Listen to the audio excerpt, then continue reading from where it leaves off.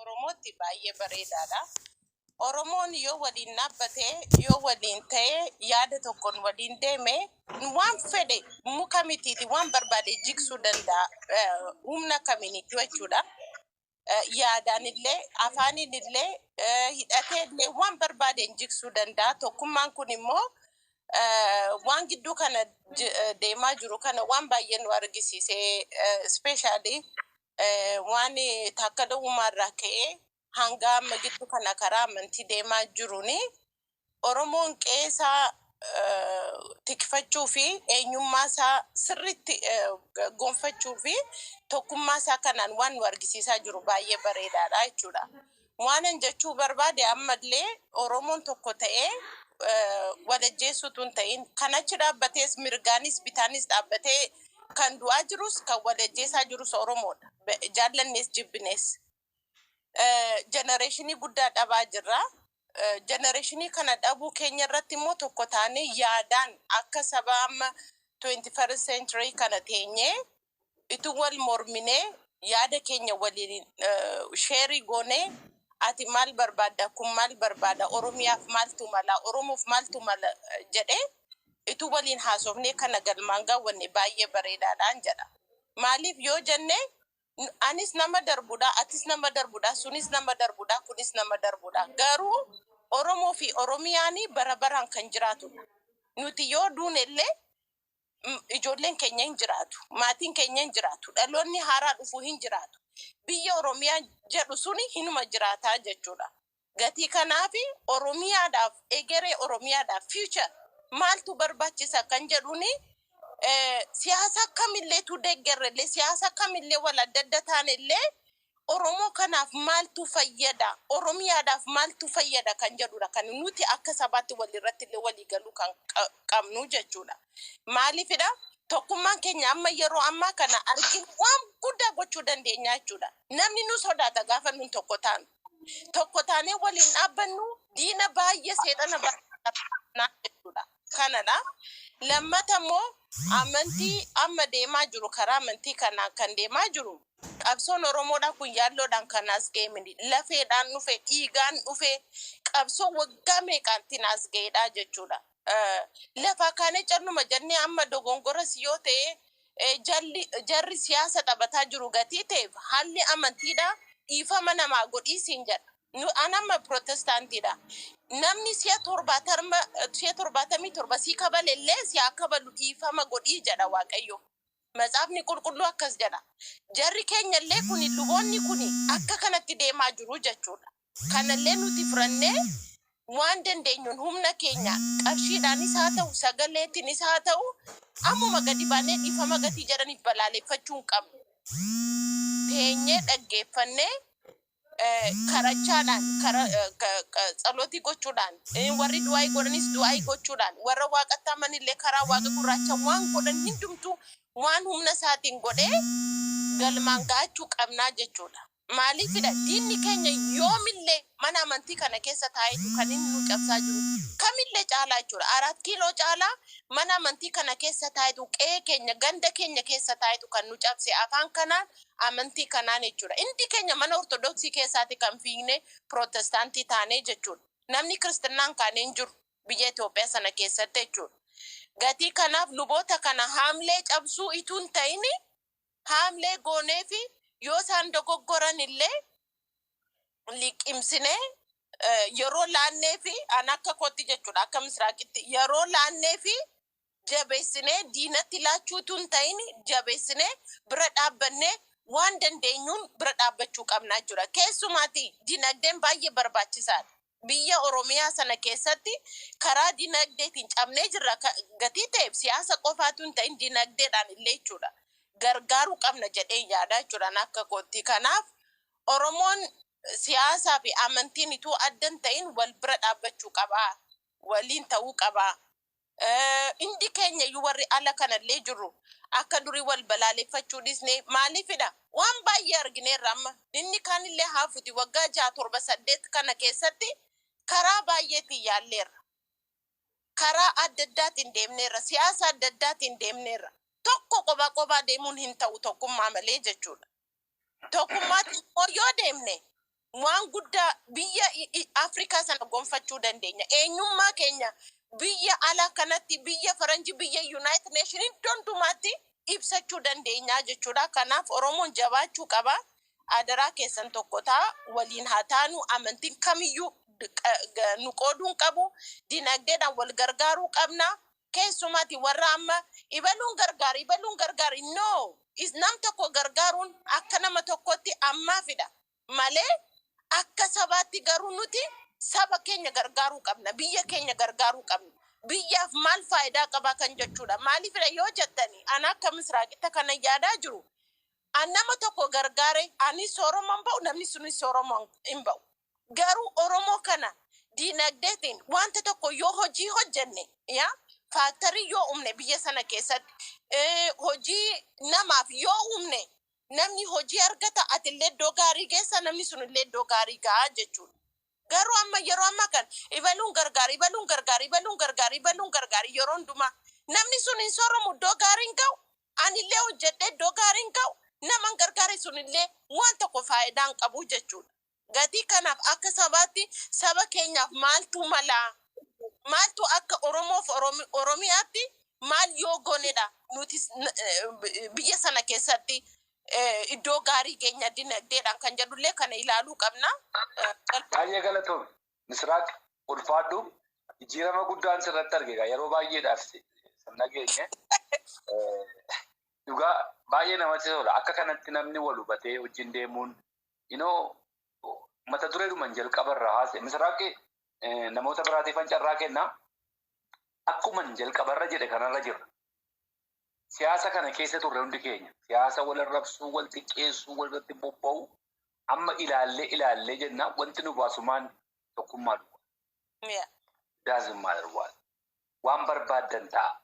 Yoo tokko hin taane biyya sana keessa hin jiraan.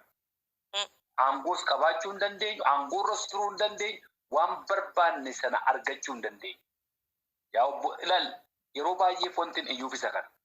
Waanuma madhee hin gadda ta'e kana yoo ilaaltanii mooyyee tokkotti nutumaa turan. Marroos, obbo Daawwitis, Abiyyis, Shimallisis mooyyee ma tokkotti mujarri. Ati waan barbaadde ta'e. Kanaaf akka isaan itti nu ilaalan sana keessa hin jiru nuti immoo gooxiidhaan wal keenyee kun abaluudha wal jennee dhagaa warratti guuraa ture. Muummicha ministeeraa warri sagalee waraabdan irra deebi'aatiin waraabaa maxxanfadha.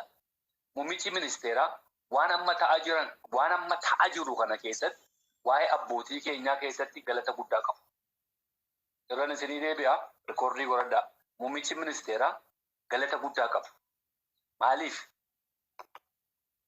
Mootummaalee darban keessatti waa'een Oromoo ukkaamsamaa ture. Amantaa kana keessatti waggaa 150. Seenaa Ortodoksii keessatti gaafa dubbatanii durirraa kaasanii Phaaphaasa baluu, Maaloo abaluu, Salaaleedha iddoo akkasiitti jedhamaa ture. Namoonni sun hundumaan ukkaamsamaa turan. Jabana Dooktar Abiyyii keessa galee garuu ukkaamamuu dide.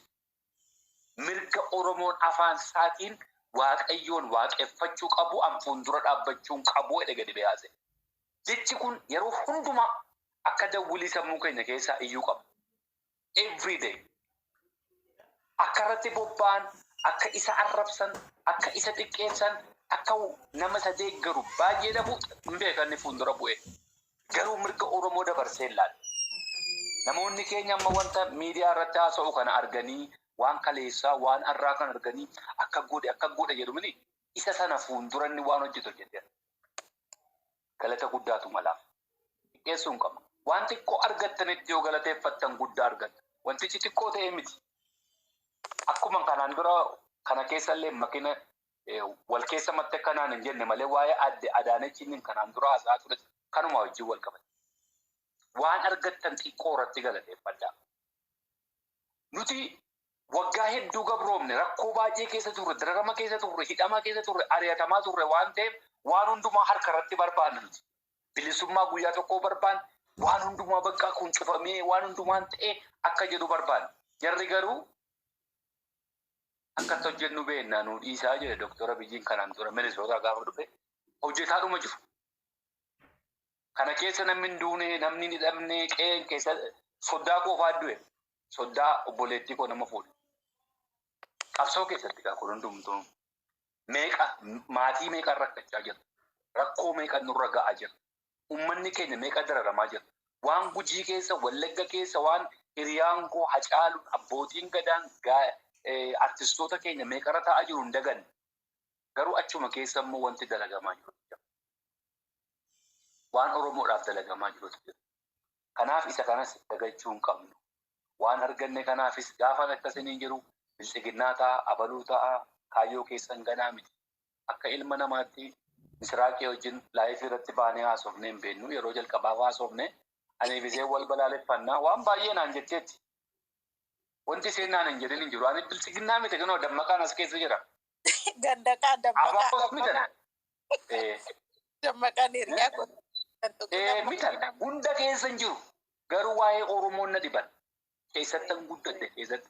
Misraaqeen kunoo miseensa abaa'ooti waggaa meeqaaf achi kee turtii abaa'oodhaan dandee waraana keessa hin jiru. Abaa'oo keessa jiru. Dammaqaan immoo kunoo mootummaa wajjin jira biyya keessa jira. Bilchiginnaa wajjinis badhaadhinaa wajjinis hin jiran. Garuu waa'een Oromoo na dhiba. Akka nama Oromoo tokkotti. Waa'ee Oromoo tokkummaa anamma gidduu kanannin gammadee laayifii banee sa'aatii tokko walakkaa keessaa sa'aa jiru. Tokkummaa Oromoon argate kanan gammadaa jiru. Isa kanan na gammachiiseen yeroo koorraa fuudheen isinii wajjin taa'ee haasaa jiru. Kun anaaf gammachuu guddaadha. Oromoon akka nama barateetti akka nama biyya karaa kaminiyyuu haa dhufuu jechuudha. Abtaamuu naa fiduu, Misraaqaa fiduu, eenyu haa fiduu jechuudha. Dhageesse if isa short katiin jira taanaanii karaa kaminiyyuu haa dhufu. Oromoon nagaa isaa qabaatee nagaan jiraatee nagaan ba'ee waan qabuutiin kan saati jedhee waan biyya isaa keessatti waaqayyo waan uumaan kenneef lafa isaa keessatti baasee gurguratee saba isaatiif hospitaala argatee mana barumsaa argatee akkuma biyya alaa kana jiraannutti firiidamii fi taaksii waan hundumaa godhatudha kan nuti barbaannu miti. Ati isaanis kan barbaadu jechuudha. Dhageesse kanaan dura wallaaluma ta'uu mala. Kanaan dura nuti karaatti ilaalaa jiru waan gara biraatti ta'uu mala. Har'as Abiyyi Faasaa ta'u eenyullee qeessota kanallee haa ta'u qabsoo ilmaan Oromoo dhiiga isaaniitti dhangalaasaniif qabsoo isaanii jalqabanidha. Shinnii garratti qabsoo isaan jalqabanidha. Har'a kanaasiin ga'ee jechuudha. Dhageesse so ani intala Oromoo yoon ta'e ati ilma Oromoo yoo taate gammaduu qabna. Maaliif karaa abtaamuu ta'uu qabaa jedhee waan dhaabbadhee bira dhaabbadhee iyyuu hin qabu. Wookiin atis immoo karaa Misraaq maaliif ta'a jettee waan iyyituu hin qabu jechuudha. Dhageesse nuti amma kan barbaadu akka ilmaan Oromootti duuni Oromoo fi hidhaan Oromoo kun dhaabbachuu qabaadhaa jechuudha. Ana ammallee adaraa keessan waan dhaamsachuu barbaadu. Dhuma kanarratti obboleettiin koo amartiin illee dubbattee jirti. Obboloonni keenya kan qabsoo kanaaf waggaa meeqa guutuu barahaa keessatti bosona keessatti daraaramaa ba'antu jira. Biyya alaa kana keessaati jireenya keenya hin barbaannu jedhanii biyyatti galanii mana hidhaa keessatti daraaramaa jirantu jira. Akka lammii beenyaafa biyya faranjii kana hin jiraannu dhimmi dhuunfaa keenya hin barbaachisu biyya keenya uummata keenyaaf tajaajila jedhanii jechuudha. Akka Abdii Raggaasaafaa akka nama baay'eetu mana hidhaa sana keessa jira. Waaqa sodaadhaatti sagalee ta'aafi. Har'a anaafati mataa keenya ol qabannee lafa dhaabbannu kana akka dhaabbannu nu godhe. Akka naafati waliin haasofnu kan nu godhe jara kanadha. Maaliif dargaggummaa isaanii jireenya mataa isaanii jiraachuu dadhabanii ilmaan Oromoodhaaf beelaa ba'an. Ilmaan Oromoodhaaf qabsoo hadhooftu waggaa 23 IPRDF nurratti hojjetaa ture sana barahaa sana keessatti maraataa turan. Waan meeqa hojjechaa turan. Ituu nyaatiin ituu nugiin waan meeqa nuuf to'aa turan jechuudha. Adaraa keessan sagalee ta'aafi qaamni mootummaallee dhageessu taana waaqaaf lafa kana sodaadhaati. Dhala keessan ilaala. Haadha manaa keessan ilaala. Abbaa manaa keessan ilaala. Jarri kun Oromoodha. Lafisin har'attiin kabajamtanii jirtani sababa jara kanaati. Mana hidhaa keessaa baasa. Adaraa keessan bu'aan sinin karadhaati. Waaqaaf lafa kana rabbii jiraate adaraa keessan jiraadha. Garuu jara kana mana hidhaa keessaa baasa. Maaloo waaqa sodaadhaati. Lafaaf hin beeku ani adaraa keessan hin jedhee mansini iyyadha. Warri qaama mootummaa taatan uummanni Oromoo laabtaamotillee sagalee ta'iifi rakkataa jiru, dhukkubsataa jiru, qorichallee dhabanii jiru. Oromoon illee isaan daggatee jira. Namni midhaan itti kennullee hin jiru.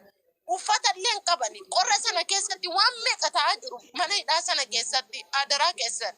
Waaqaaf lafa kana taate adaraan nu dhageessu yoo ta'an baasa mana hidhaa keessaati. Jarri kuni waan isin miidhan hin qaban. Isiniidhaaf yaada ta'u. Isiniidhaaf haamlee ta'u. Cichoomina isaaniitu har'a isiniin asiin ga'e. Cichoomina isaaniitu nunnu dhashe. Cichoomina isaaniitu har'a qeerroo dhashe. Cichoomina isaaniitu biyya Oromiyaa jedhamu kana akka kabajamtu godhe. Jara kana nuti waggaa 100 hin jiraannu. Seenaan illee sin gaafata. Seenaan illee nun gaafata. Warri calluma jennee jirru kuni adaraa keessan sagalee haa taanuu fi baasa mana hidhaati. Hingaa. Nuti Oromoodha. Oromoo wal daraaruun qabu. Oromoo wal ajjeesuun qabu. Hingaa adaraa keessan hin jedha. Kanumadha. Abtaamu galatoomu. Baay'ee galatoomu Misraaq. Amma dandeenyetti egaa sagaleen taana gochuu dandeenyu sanuma ulfaadhu. Kana nu yaadachiisuu keettis baay'ee galatoomi. Marfee qadaadha jirta. Akkam jirtan? Fayyuma. Nagaa akkaawunti tokko narratti cufnaan ana ishee kanaan dhufe awaash miidiyaa. Narratti cufan. Ayyee. Bakka nagaan dhufte itti fufi daqiiqaa 2 qabda. Ayyee. Tole ni xiqqeessitan jala. Ayyee awwaanna sadiin dubbachuu fedha. Tokko engaddas waa'ee kana kaasnee ture suma biratti mana makeetti. Obbo Shimallis Kaleessa waa dubbatanii ture. Tokkoffaa dubbiin isaanii suni naaf hin taane. Anama nageenya gaafachuun isaanii waan gaariidha. Shanee jedhanii dubbachuun sun immoo waan gaariin turre tuma ta'ee tuma qaama isaaniitiin waamanii gaariin jedha. Tokko kan lammata warruma hidhame kana too'ii kuu jalqabanii araarri inni duraa isa ta'aan jedha. Warruma hidhame kana hiikanii kumaa otoo jalqabanii akka nagaa barbaadanii ilaalan. Sadaffaa araarfachuu barbaadu moo araaramuu barbaadu isa jedhus gaafiin qaba. Araarfachuu fi araaramuun garagari. Araarfachuuni fidanii ofitti araarsuu malee walitti araaramuu miti wantichi. Adduma isaan jiran kanatti taa'anii araaramuu otoo hin ta'in ofitti araarsuu koottaa gala araaramaati. Koottaa galaan suni kaleessa wanta ta'e hin beekama waan ta'eef namni dhufu hin jiru waan ta'eef amma yoo danda'ame taa'anii haasa'anii uummata Oromoo hiyyummaa keessaa, beela keessaa, rakkina guddaa keessaa, waraana keessaa otoo baasanii waan gaariidhaan jedhan. Kanaaf garaa isaanii keessaa dubbatan immoo garaa isaanii keessaa haasa'an immoo deebiidhuma caffeen gaafateef deebii kennuu barbaadani. Wanta jedhu kana intiniin jedha nan yaada. Kanaaf yoo danda'ame garuma isaaniiti haa ta'u argaa jiru waan ta'eef jechuudha. Inni sadaffaa uummanni sun bu'aa jira amma kaleessa dubbiidhuma Pirezidaantii Shimallis dubbate kaasanii boo'uu jalqabanii jiran warri gamaa warri soddaa. Eenyutti araaramuu akkamitti araaramuu jarree oddoo ta'een jiranii hin bu'aa jiru jechuudha. Tokkummaa keenya sodaatu waan ta'eef jechuudha. Kanaaf itti jabeessaa waliif moo akkuma eeggaddatti naan jette san wal kabajaatii OLA jedhaa waama yookiin immoo waraana Oromoo jedhaatiin waama homaa rakkina hin qabu. Akkasii walumatti waamamtu sinis jedhaatti naa hima yoo namni as keessa jiraate lammeen faa waa walitti dhiyaatan natti fakkaata. Maqaanuma isaaniitiin waama maqaanuma abbaan baafateen waama maqaanuma abbaan baafateen waamaatii koottaa galaa jedhaatii jaarsummaadhaan taa'aatii yookiin immoo nama sadii isaan jedhanis sadaffaa keessa gashaatii Oromoodhaa fi boqonnaa kennaa. Oromoo boqonnaa dhabe actually. Oromoodhuma guutuutu boqonnaa dhabe hunduma keenyatti boqonnaa dhabe waan ta'eef akka kana haa ta'uun jira. Warri gamaa garuu bo'uu jalqabaniiru akka harkisanii duubatti hin deebisneen sodaadha nama. Jarri waan barbaadan godhachuuf harkisanii duubatti deebisu. Siyaasa walii kennanis siyaasa walirraa fudhatu waan ta'eef Oromoon walitti araarame jechuun du'a isaaniiti waan ta'eef kanaaf hin barbaadan waan ta'eef wanta ta'e kennanii fi wanta ta'e fudhachuun isaanii namneef akka siyaasaatti akka ittiin fayyadamneen jira. Keessaan hojjetame dafanii akka isaan araaraman otoo ta'e baay'ee gaariidhaan jira. Galatooma. Baay'ee galatoomii babarfee qadaadhaa ulfaadhu. namoota biraatiifan carraa kennaa. Haji Sultaan, assalamu alaikum. Bagana gaaftaftanii daqiiqaa lama qabdu. وعليكم السلام ورحمة الله وبركاته جنرال thank you قالتهم جرانا كأنه كيف نلقى جستني Jirra heesa dhagaa jirra. Armeeduma keetiif jedhee carraa قالتهم ما في سنة ما في اللي Jannaa nutis qoqqooyinee jirra. Anwaari osoo taa'u yoo sirbi xiqqoo ulfaataa abdii Anwaraa deemu qoyyaa jedhu. Okay. Anwar bakka dalagaa jira waan ta'eef liqishoo biizii ta'uu mala hagasuu qaxxamnu gootelee rakkoo qabu siin jedha. Namni taphni hubee ati meeqa tafe jettan warri Awurooppaa, warri Ameerikaa, warri Awustiraaliyaa, warri Kanadaa, warri Jarman, warri Afrikaa, warri biyya Arabaa hundi keessanuu sa'aatii isan bira jirurraa amma laaluu ni dandeessanii sa'aatii 4 daqiiqa 8 taaf. Sa'aatii 4 daqiiqa 8 taaf. Gurratti si caloo bakka jirtinirra. Sa'aatii 4 daqiiqa 8 booda taphni hubee ni eegala. Saniifuu qurxummii, makiinaa, xayyaara bakka jirtanirraa of qopheessitanii mudhii teessanii hidhattanii fuula nama dila sanii irratti namni 90,000 ni dhufa jedhee yaadama waan ta'eef namoota dila san duratti namni 3,000 akka nuun qaanyeessine dhaamsisanii dabarsu jirra of qopheessaa sa'aatii ammaarra. Iftii teessan quba keessan bishaan irraa akkas godhaa. Zayita irraa akkas godhaa taaptaappiidhaan waa hundaanuu of qopheessaa sanii jenna sa'aatii 4 daqiiqaa 7 tafa jechuudha. Faayoo itti noofuuf.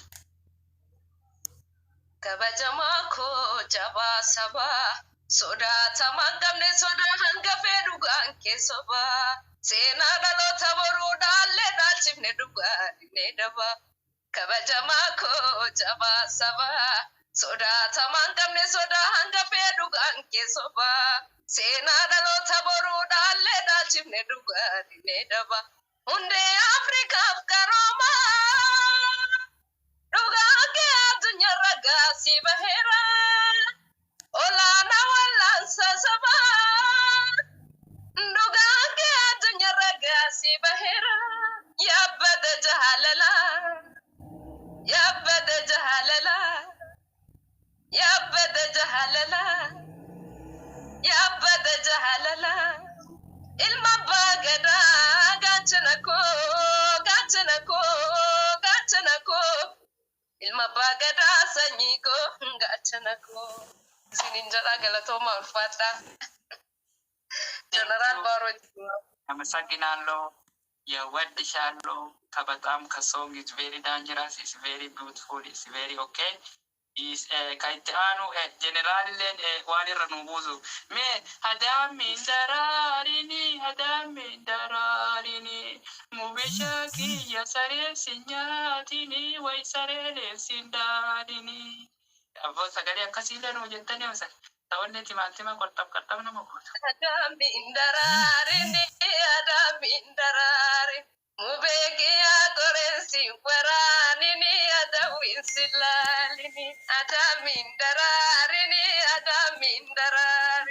mubegia korensi waranini adawin silalini. That's right, Tibubi. Thank you so much. Sagale shabarrati rabale tibeta adami dararini. Okay, sanjuna mo kabarat. Kanina kasonga kabatam katankara ka ale ka go wala Philippine. Okay, dhufuutiin jira faayo itti fufi wayii harkaa qaba. Ambayyaa siree hellee faa. Ambayyaa siree jennu jechuu feeta.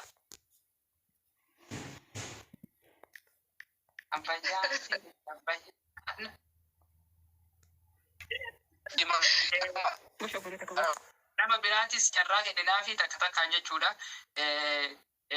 Jeneraal itti nuufuuf. Nama carraa kennee dhugaatte wannaa bicha ol guurtee taa'uun gaarii hin qabamti. Artistoonni haa ta'anii. Ati irra nuufuus.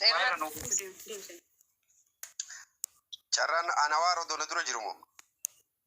Anwari irra jira waan ta'eef biizii ta'uu mala isas gara isaatis ni dabarra atammaa fi irra nu buusme. Amri rabbiiti harka abbaan abdiillee baarootii jaalata. Baanoo